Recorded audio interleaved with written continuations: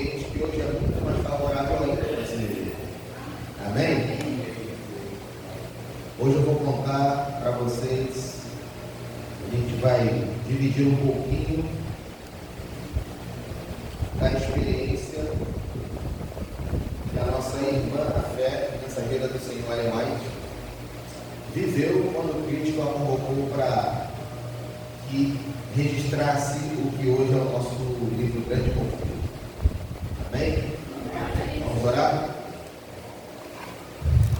Grandioso Deus, querido Pai, somos gratos pela oportunidade que nos dás de, em mais uma manhã do Teu santo dia, Teu Espírito nos dirigiu aqui, a Tua casa de boa esperança, para que pudéssemos então dar o sonido certo da trombeta, dar o aviso que vem da Tua parte, Senhor. Que a semelhança de como era Teu relacionamento, Teu trato e intimidade com o Teu povo no deserto de Israel, que nós possamos entender que essa realidade se faz presente aqui agora, que é a Tua nuvem baixando com a Tua presença sobre o tabernáculo, que o Teu Espírito Santo seja sentido em nossos corações e conduza o nosso dizer. Oramos e agradecemos em nome de Jesus. Amém. Amém. Quem se lembra o nome do marido de Ellen White? Tiago White. Tiago Branco. Era 14 de março de 1858. O casal White estava viajando e realizando um trabalho missionário, convertendo pessoas pelos Estados Unidos. Ali, não sei se vocês conhecem, pela televisão, a cidade de Ohio. Eles estavam ali no estado de Ohio, cidade de Bowling Green. E num sermão, na manhã de sábado, o pastor Tiago estava trazendo a palavra. Uma pessoa, logo após a mensagem, me tocou o ombro e falou: pastor, o senhor terá que fazer o funeral de uma criança amanhã. O senhor está sendo convocado para fazer o funeral dessa criança. Provavelmente o casal se colocou à disposição. E no dia seguinte, o pastor Tiago fez aquela cerimônia fúnebre. E logo depois, sua esposa, Ellen White, pediu a palavra. Como se passasse o microfone para ela nos dias atuais, ela, quando foi começar a falar com o público que ali estava, não conseguia dizer uma palavra. Foi tomada em visão, à frente de todos, publicamente. Recuperaram então os sentidos naquele momento em que Deus a havia tomado em espírito. Eles foram tomar o trem no dia seguinte, de volta para casa, mas teriam que fazer uma parada na casa da família Palmer. Era uma família também muito chegada e muito querida. E então, no trem, o Espírito Santo falou com ela o seguinte: nesse trem existe um passageiro oculto que não pagou pelo bilhete como todos vocês. Existe um passageiro oculto nesse vagão. Impressionado com aquele recado, continuaram a viagem e chegaram mais tarde então à casa da família Palmer. Só para registrar que o tempo que ela ficou tomada em visão nessa cerimônia fúnebre foi de 2 horas. 2 horas recebendo a mensagem de Deus através dessa visão.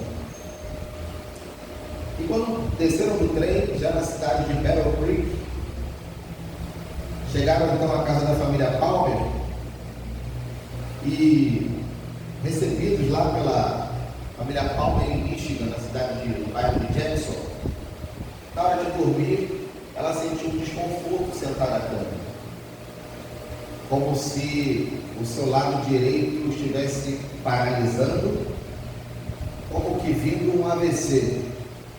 E foi um momento difícil para ela, e o seu marido e os anfitriões ali, o casal Palmer. Instantes mais tarde, recuperaram do mal-estar, conseguiram descansar e no dia seguinte seguiram para a sua residência. Chegando em casa, ela se virou para o marido e falou assim: meu amor, você lembra que algo me chamou a atenção naquela viagem de trem? Pois bem, você lembra também a dificuldade que foi o momento difícil que nós enfrentamos ontem à noite, na hora que eu deitei para dormir? Deus, através dessas experiências, Ele está me convidando a escrever a sua mensagem, aquela que Ele me entregou na manhã do dia fúnebre, quando estávamos lá na cidade de Ohio. E a minha prioridade, eu já entendi, que o que Ele espera de mim é que a minha prioridade a partir de agora seja escrever esse livro. Consegue entender os bastidores, a luta que existe num mundo que a gente não consegue contemplar, mas a luta que é de Deus para nos entregar esse precioso diamante?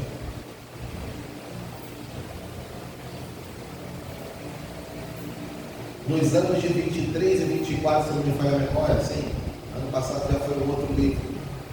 Nos anos de 23 e 24, qual foi o livro que nós entregamos? Isso. 240 milhões de unidades, irmãos. A igreja providenciou só para o Brasil. Só para o Brasil. O Brasil é o país ainda com o maior índice de adventistas no mundo. Já ultrapassamos os americanos há muitos anos. E o maior em índice também em presença do catolicismo. Impressionante, né? Sim. Quantidade de católicos. Pois bem, aí a irmã White começou a sentar para escrever na sua escrivaninha. Ela escrevia uma página, irmãos,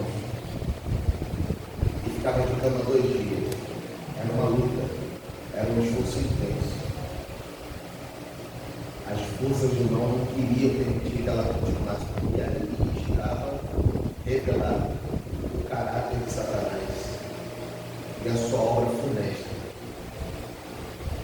contra a humanidade, contra o povo de Deus.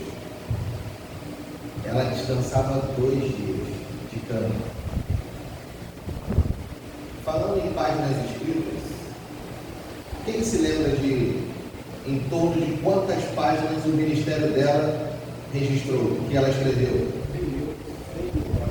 Em torno de 100 mil páginas, entre manuscritos e entre cartas pessoais, certo? Cartas pessoais. Irmão Ciro, querido amigo do Senhor, do estado do Rio de Janeiro, Miguel Couto, Deus está me fazendo escrever em nome do irmão. O irmão está enfrentando essa situação. Deus manda te dizer. Cartas pessoais. E também manuscritos, que era algo mais geral. Dessas 100 mil páginas, irmãos, foram mais cartas pessoais ou mais manuscritos? O que vocês acham? Das 100 mil páginas em torno que ela escreveu, foram o quê? Mais cartas pessoais ou mais manuscritos? O que vocês acham? Cartas pessoais. O ministério de Ellen White, ele foi na sua maioria pessoal. Impressionante. Pessoal.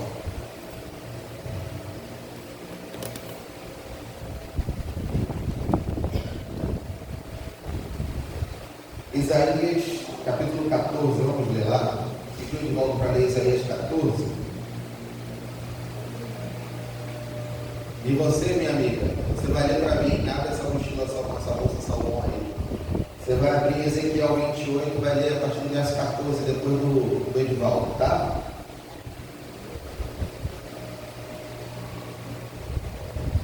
Lucilo vai ler Colossenses 1,13.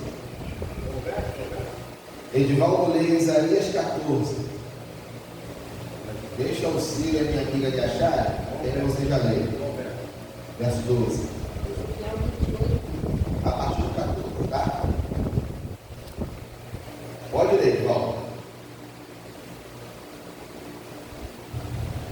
Como você caiu dos céus, ó estrela da manhã. Como você caiu dos céus, ó estrela da manhã, filho da alvorada. Como foi atirado à terra, você que derrubava as nações.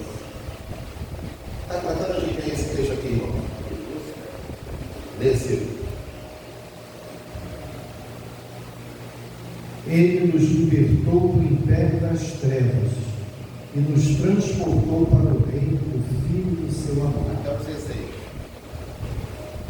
no qual temos a redenção, a remissão dos pecados. Esta é a imagem do Deus invisível, o primogênito de toda a criação, pois nele foram criadas todas as coisas, nos céus e sobre a terra, as visíveis e as invisíveis, sejam tronos, sejam soberanias, quer principados, quer potestades. Tudo foi criado por meio dele e para ele. Pode passar perto. Obrigado. Eu fiz de você um anjo protetor, com as asas abertas. Você vivia no meu monte santo e andava pelo meio de pedras brilhantes. A sua conduta foi perfeita, desde o dia em que foi criado, até que você começou a fazer o mal. Você ficou ocupado comprando e vendendo, e isso levou à violência e ao pecado. Por isso, anjo protetor, eu humilhei e expulsei do monte de Deus, do meio das pedras brilhantes. Você ficou orgulhoso por causa da sua beleza, e a sua fama o fez perder o juízo. Então eu joguei no chão, a fim de servir de aviso para outros reis. Obrigado. Obrigado. Irmãos, obrigado, Ciro. Obrigado a vocês que colaboraram com a leitura. Irmãos, já entendemos de quem os textos estão tratando, certo? Sim.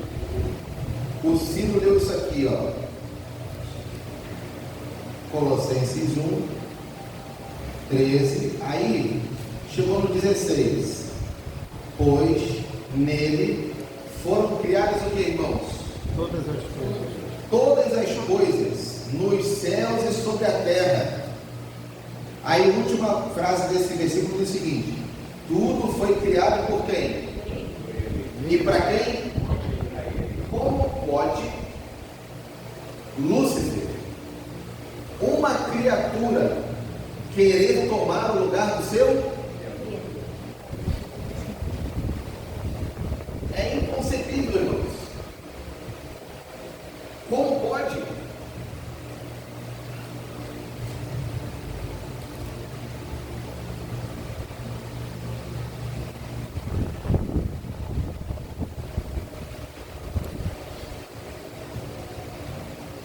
Existe um assunto que vai nos acompanhar por toda a eternidade e vai ser objeto do nosso estudo para sempre. São dois. Vocês já viram aqueles vídeos no YouTube que mostra assim, mostra o Sol, aí a câmera vai se retirando, o Sol vai se afastando e vem o primeiro planeta, vem o segundo planeta, aí vem Mercúrio, eu não sei a ordem do céu, aí vem o planeta da Terra, vai passando, aí vem Saturno, aí vem Plutão, é tudo muito grande, né? Aí daqui a pouco, aquilo que era grande, aí vem a galáxia, aí cadê a Terra? Virou farinha ali, virou um grãozinho de areia, pozinho, mas cadê a Terra ali? Sumiu, galáxia, e bilhões de planetas e estrelas e se perdeu ali.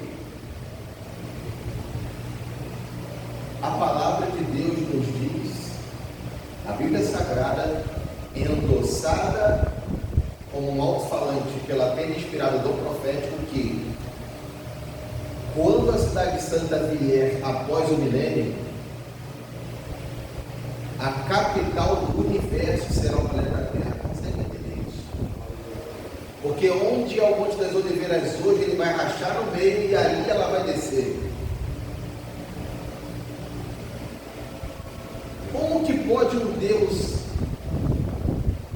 tremendo, tão grande, infinito, fazer desse mundinho aqui, planeta Terra, igual um personagem de desenho infantil da Disney? Como você acha que é para mim viver 6.000 anos nesse ovo podre? Um líder do mal falando para os seus subordinados. Desenho infantil. Entendeu a mensagem do desenho infantil? Viver 6.000 anos nesse ovo podre. Porque o que Deus tem preparado para a gente é infinitamente maior que isso aqui, irmãos. Ele sabe disso, ele conheceu. Então, a gente não consegue, a nossa mente não consegue alcançar, ele não consegue, seria impossível esse Deus fazer do nosso planeta a capital do universo, trazer a cidade santa para cá e se permitir ser gerado por uma mulher, se ter feito o homem e num ato de amor ter sido ofertado por nós. A gente não consegue entender, porque anjos depuseram suas coroas quando ele revelou o plano da salvação lá no céu. E queriam se colocar no lugar dele para vir, para o seu comandante não passar por isso. Ele comentou todas as etapas que deveria enfrentar. E eles chorando, depuseram suas coroas. Houve silêncio no céu. Está escrito assim na história da redenção. E aí ele diz que apenas o sangue do Filho é suficiente e aceitável pelo Pai para que morresse em nosso lugar. Então, o ministério do amor da vida de Cristo a gente não consegue compreender. Objeto de estudo eternamente. E outro objeto de estudo do lado contrário. Como pode um ser o quarto nome no céu em autoridade? Após a Trindade era Lúcifer, o regente celestial, que adorava diante do trono de Deus, permitir que o mal, o orgulho entrasse em seu coração e toda essa tragédia ali por diante. A gente não consegue compreender isso. Será também objeto de estudo por toda a eternidade. E uma pergunta que fica, que a gente ouve muito as pessoas do mundo falar, né? Por que Deus permitiu ou consentiu em criar Lúcifer sabendo que ele se tornaria Satanás? Objeto de estudo. O mistério da piedade e o mistério da iniquidade. De todo o universo, das coisas criadas por Deus, de todas as galáxias, planetas, qual foi o lugar onde ele revelou a sua mais grandiosa manifestação de graça e perdão? Aonde? Nosso planetinho. Aqui. O planeta Terra. Entender a entrada do pecado no universo celestial e depois na Terra, e a graça de Cristo sendo o Cordeiro de Deus, que tira o pecado do mundo, serão objetos de nosso estudo eternamente.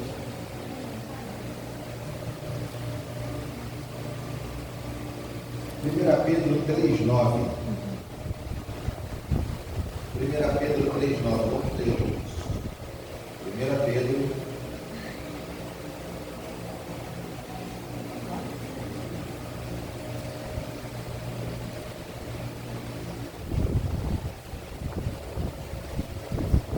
Capítulo 3, verso 9. Nos diz o seguinte. 2 Pedro 3, capítulo 9. Não retarda o Senhor a sua querer, como alguns a julgam demorada. Pelo contrário, Ele é longânimo, misericordioso conosco, não querendo que nenhum de nós pereçamos, senão que todos chegamos ao quê? O objetivo de Deus, irmãos, o plano de Deus é que toda a raça humana se salve. Deus não tem prazer que nenhum se perca. Há lugar para todos. Isso não é problema. O objetivo de Deus, desse Deus de amor, é que todo ser humano seja salvo. Certa vez,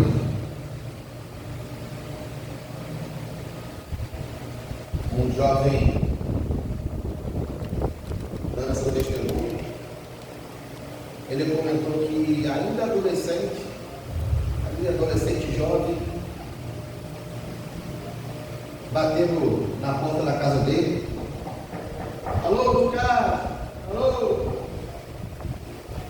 Aí de dentro o pai gritou, perguntou, né? Pois não, quem é? Serviço Educacional Lar e Saúde. Quem seria?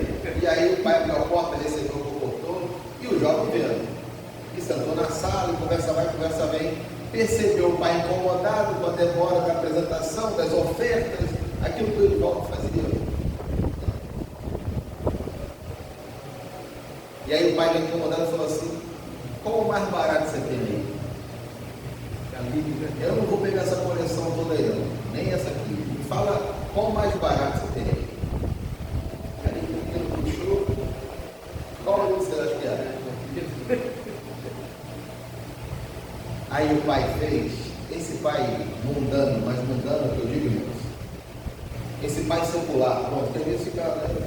Uma conotação, uma espécie de menina pessoa, e nos achando melhor. Esse pai pegou o livro, o pai chamou o bichão, estudando na companhia. Aí botou o livro na estante de casa, e lá ficou. Lá ficou, e o jovem está vendo. A vida seguindo, como eu e você fazemos, certo? Sim ou não? Vamos nos colocar no mesmo pote? Vamos? Sem hipocrisia? Papo rasgado, né? Mas fizemos igual a ele. Quantos de nós, a pergunta retórica, tá? Sem levantar a mão,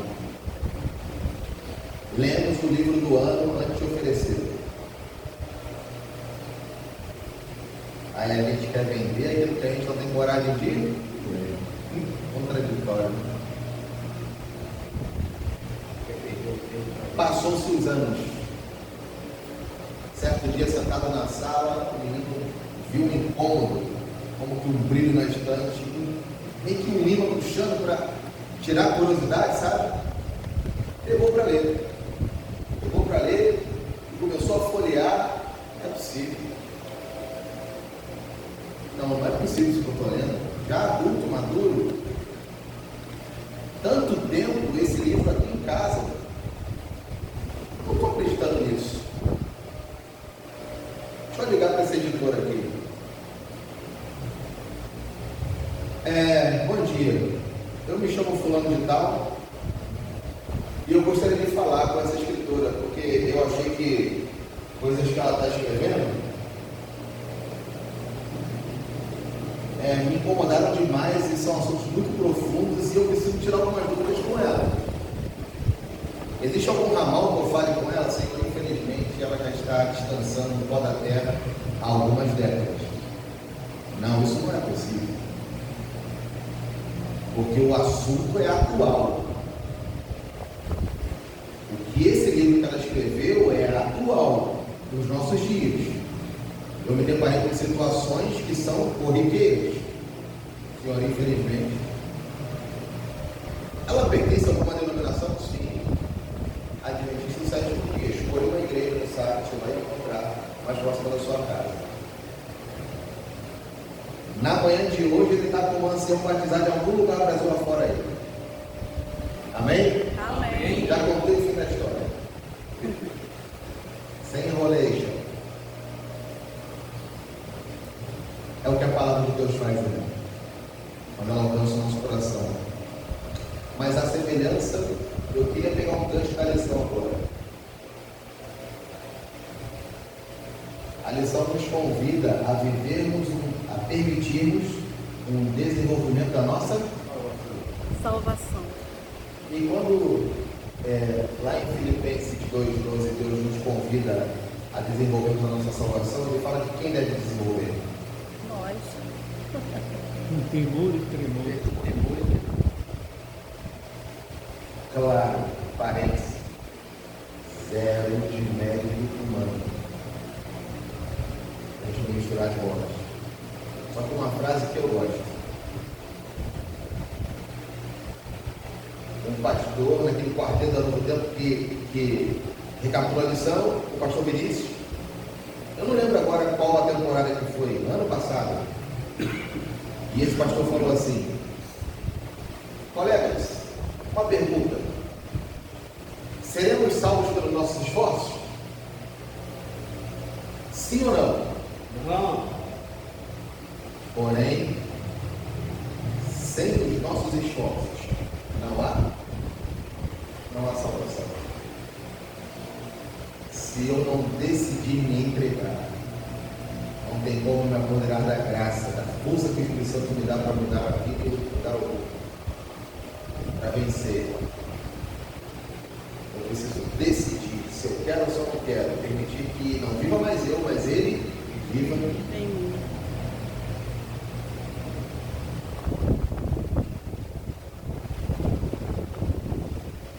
Uma reitora de uma universidade, já acabando aqui, uma reitora de uma faculdade, universidade europeia,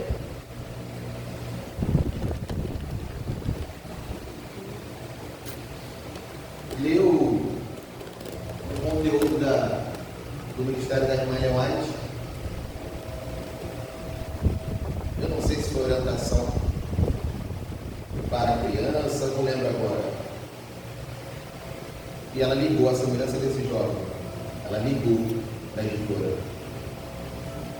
Ela falou: preciso trazer essa mulher aqui. Ela tem que palestrar com meus alunos. Isso aqui é incrível. E aí, quando ligou, a resposta foi: a senhora, infelizmente, ela descansa. Faleceu 16 de maio de 1915. Maio, julho, agora perdi o mês. 16 de julho, né?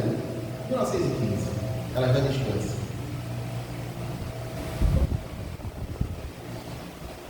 Um assunto contemporâneo. Um assunto tão vivo em nossos dias. Essa preciosidade, irmãos, Deus entregou para mim e para você. Para fechar o nosso papo de hoje, eu separei duas mensagens.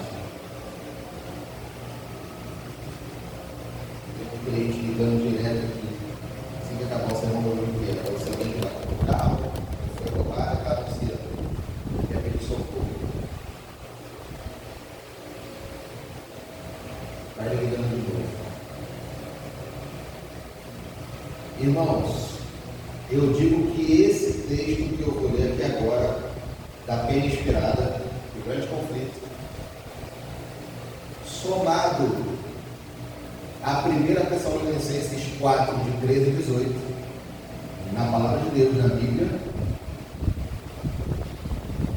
é o conjunto que hoje me permite ter paz ante a ausência da minha amada mãe. É o que me faz recobrar ânimo, é o que me dá esperança de um até breve. Porque ele fala assim: olha que privilégio, irmãos.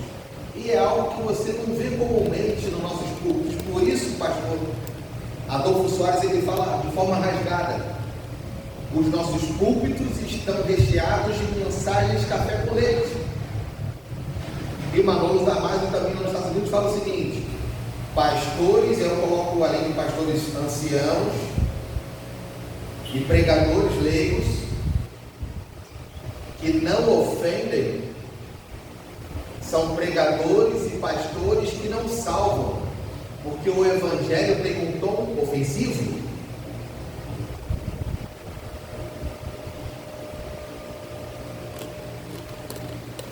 Página 637 do Grande Conflito,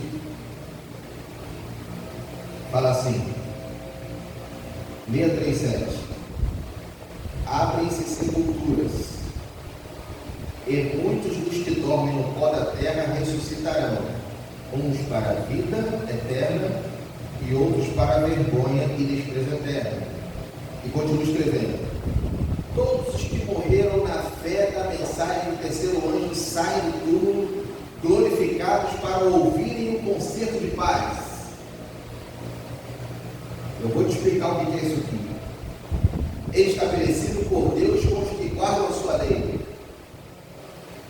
Os mesmos que o transpassaram, os que zombaram, escarneceram da agonia de Cristo, e os mais acérrimos inimigos de sua verdade e povo, ressuscitam para contemplá-lo em sua glória, e ver a honra conferida aos fiéis obedientes. Esse texto ele já está nos mostrando que existirá uma ressurreição especial.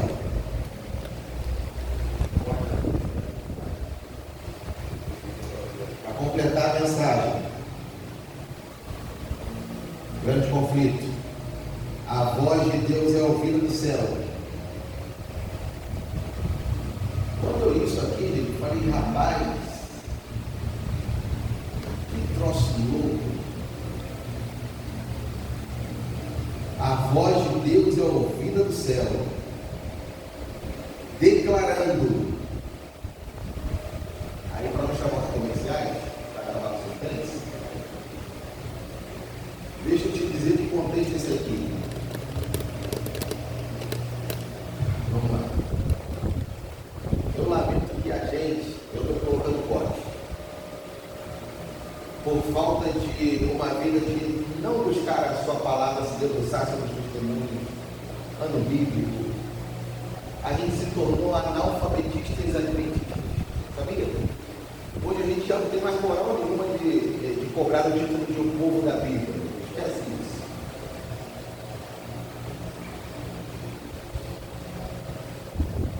Hoje a gente é capaz de, amante do futebol, amante das séries e novelas, dizer o personagem de cada um dessas situações que tem incidente, se gasta tempo, mas é capaz de dizer o nome dos 12 discípulos, pelo menos. Mas os 11 titulares do time do coração, a pessoa sabe falar direitinho, de décadas atrás, do título que marcou a vida dele. E a gente, por não estudar, não aprender, a gente acaba não entendendo o que está acontecendo. E a gente joga o nosso preparo, a nossa salvação lá para frente. O dia que o William Bonner falar, abriu o Jornal Nacional, e foi promulgado em âmbito mundial, o decreto dominical, aí eu vou mudar minha alimentação. Aí eu vou pegar minha família e vou para a roça. Aí eu vou fazer tudo que Deus hoje me manda. Só que, para o adventista do sétimo dia, que é conhecedor da palavra, como separado, a partir do decreto para frente, já não existe mais graça. Quem está dentro, está dentro, quem está fora, está fora. Ela descreve assim: estarão ainda sendo encontrados acertados nas reuniões de adoração, mas os seus casos estarão decididos eternamente. Meu irmão, chega a arrepiar. O que está acontecendo hoje lá no céu? Nomes são aprovados? Nomes são?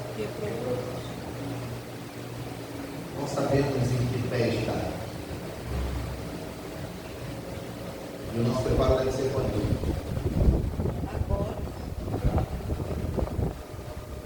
O juízo começa pela casa de Deus. É isso. Então vivemos um momento em que estamos prestes a ver acontecer na igreja mais uma vez. E provavelmente a última manifestação da chuva serônica. E lá na ocasião de 1893 foi derramada. Avançaram com alto clamor. Bem inspirado nisso aí claramente. Mas não foi derramada, era só confusão. Era perceptível os pingos dela sobre o povo.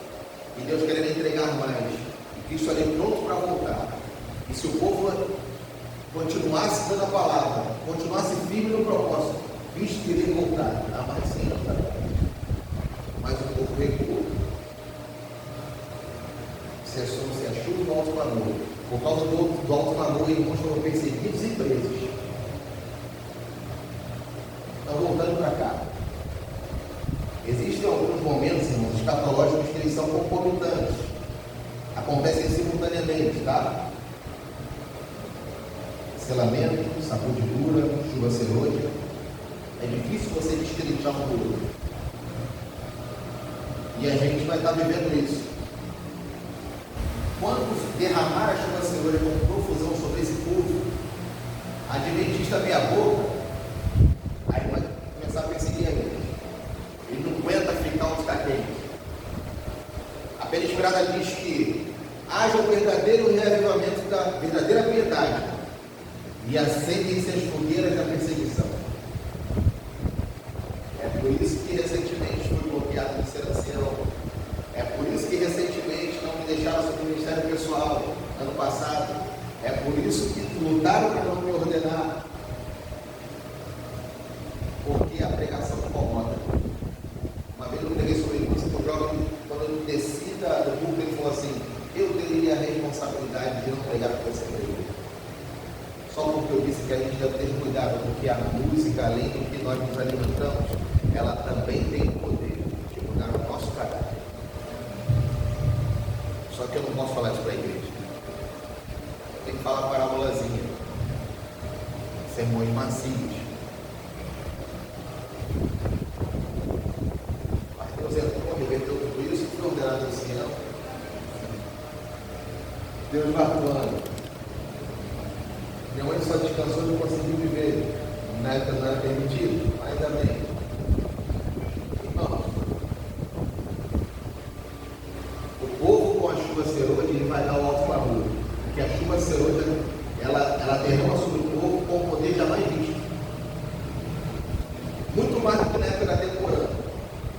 E nós vamos dar o alto clamor. Para tentar interromper o alto clamor, mundo afora, Satanás entra com um decreto dominical. E só vai entrar quando Deus permitir, tá, irmãos? Porque tudo é no relógio de Deus.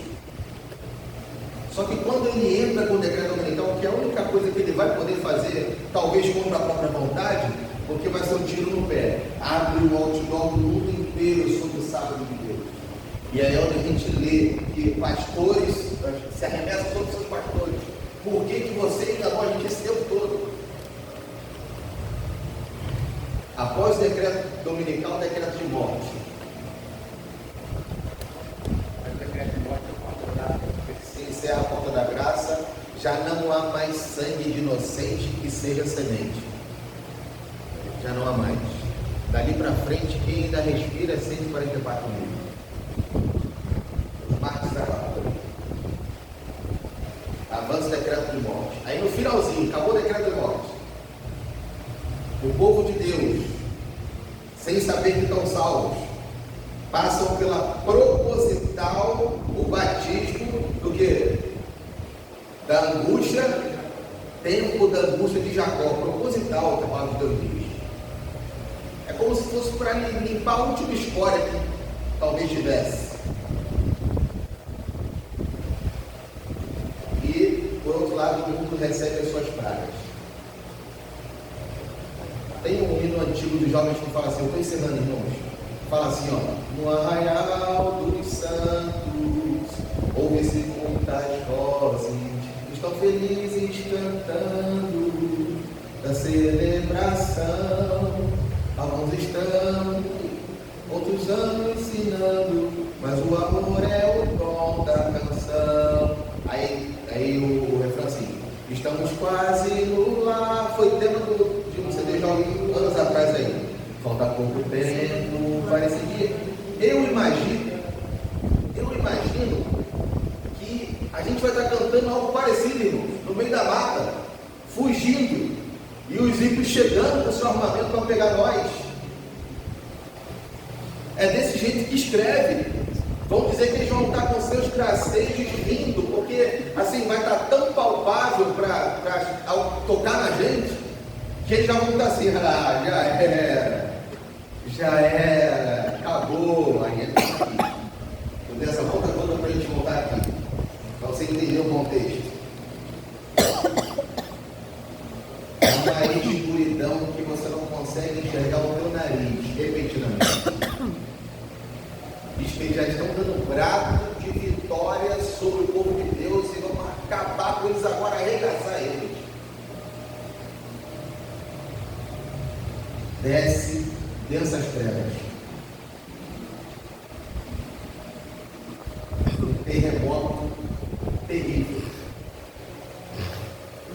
Uma fenda no céu. Mas são momentos prévios da volta, tá? Não é a volta ali. Esse aqui é bacana. Uma fenda no céu. E aí diz isso aqui, ó. Deixa eu ler para você.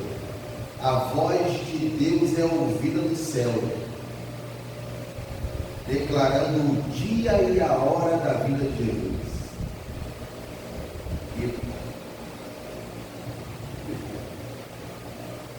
Só fala do Espírito.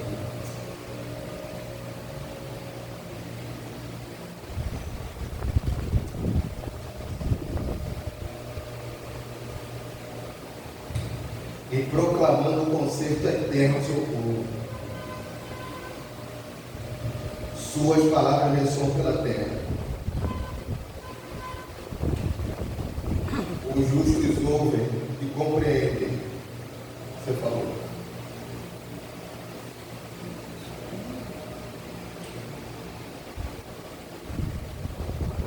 Os ímpios ouvem o barulho, um som. Não tem significado, porque o recado é para o povo de Deus. Ei, fica calmo. Essa galera não vai te tocar não, vocês são meus. Diz que as suas armas caem como penas e eles fogem, aterrorizados naquela cena. Porque Deus não vai tocar no seu povo. Amém. Só que nessa hora, esses que diz aqui, ó, todos os que morreram na fé da mensagem do terceiro anjo saem do túmulo glorificados para ouvirem o quê? Esse é o conceito de paz. Quem é que tu olha para esses bancos e já descansou há muito tempo e tu tem certeza que vai ver lá no céu? Eles não reaparecem quando Cristo rasga as nuvens, não, irmãos. Quando Cristo rasga as nuvens, já estão abraçados com a gente há muito tempo. É nessa hora, eles ouvem conosco o conceito de paz. Ué, mas não tem a ressurreição dos salvos? Sim, a grande multidão, que é de Abel até quando a igreja inicia em 1844. Mas de 44 para cá, eles ressuscitam nessa hora. Olha, irmãos, que maravilha! Que encontro especial não vai ser, irmãos? Que o Senhor nos dê a graça de nós nos mantermos apegados e fiéis no seu caminho, na sua palavra, e sejamos verdadeiros atalaias como a casa de Israel, como ele nos cobra em Ezequiel capítulo 7, a partir do verso 33. Ó filho do homem, te constituí sobre atalaia, por atalaia sobre a casa de Israel. Tu, pois, darás aviso da minha parte, verso 8. Se eu disser ao perverso, ao pecador, ó perverso, certamente morrerás, se tu não mudares o curso do teu caminho, e ele morrer, e tu não avisar o seu sangue desse perverso, eu vou cobrar de você, servo infiel. Verso 9. Mas se tu falares ao perverso do seu caminho, para que ele se converta, e ele não se converter, continuando ele na sua maldade, morrerá ele na sua iniquidade. Mas tu, servo fiel, livraste o que? A tua? Livraste a tua alma. Que Deus nos dê a graça, irmãos, de sermos servos fiéis, verdadeiros atalaias sobre a casa de Israel. Amém. Nos apeguemos da sua palavra, para que possamos desenvolver a nossa salvação, desenvolver o nosso relacionamento de intimidade com Deus. Amém? Amém.